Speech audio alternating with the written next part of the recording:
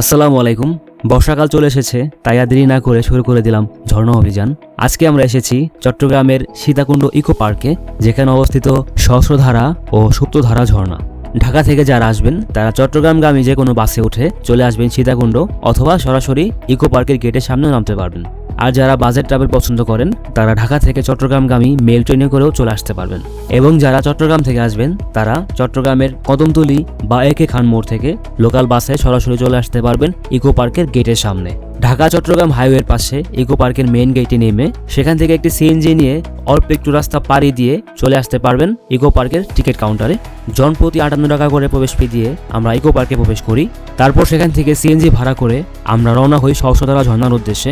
Eco পার্কের রাস্তার চারপাশটা যেমন সুন্দর, ঠিক ততটাই খারাপ এখানকার রাস্তার অবস্থা।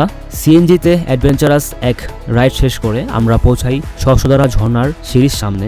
30 মিনিট সিঁড়ি বেয়ে এবং সুন্দর পাহাড়ি পথ পেরিয়ে আমরা চলে আসি সহস্রধারা ঝর্ণায়। ঝর্ণায় পৌঁছে দেখি কেউ নেই, শুনশান পরিবেশ, কিন্তু ঝর্ণার রূপটা বেশ ভয়ঙ্কর সুন্দর। পাহাড়ের গা বেয়ে নেমে আসা এই জলপ্রপাতের সৌন্দর্য সত্যি মুগ্ধ করার মতো। সহস্রধারা ঝর্ণায় বেশ কিছুক্ষণ সময় কাটিয়ে আমরা রওনা হই সুপ্তধারা ঝর্ণার উদ্দেশ্যে। সুপ্তধারা ঝর্ণায় যেতে আবার সেই ইকো পার্কে মেন রোডে আসতে হবে। তারপর সেখান থেকে 10-15 মিনিট হেঁটে চলে আসতে হবে সুপ্তধারা ঝর্ণার সিঁড়ির সামনে। আবারও সেই 30 মিনিটের ট্রেকিং, তবে এবার একটা বেশ অ্যাডভেঞ্চারাস। সুপ্তধারা ঝর্ণার ট্রেলে হাঁটাও বেশ রোমাঞ্চকর। এই ট্রেল পেরিয়ে যখন ঝর্ণায় পৌঁছালাম তখন মনে হলো ঝর্ণার যদি কোনো সুন্দর রূপ থাকে তাহলে এটি হচ্ছে সেই রূপ। ঝর্ণার স্বচ্ছ জল অনেকগুলো ধারায় আছড়ে পড়ে তৈরি করছে এক মায়াবী পরিবেশ। ঝর্ণার এই শীতল জলের স্পর্শে এখানে আসার ক্লান্তি দূর হয়ে যায়। এই ঝর্ণায় আমরা বেশ এনজয় করি। সুপ্তধারা ঝর্ণা জাস্ট এক কথায় অসাধারণ। বর্ষাকাল অল্প বাজেটে এত সুন্দর ঝর্ণা দেখার এর চেয়ে বেটার অপশন নেই বললেই চলে।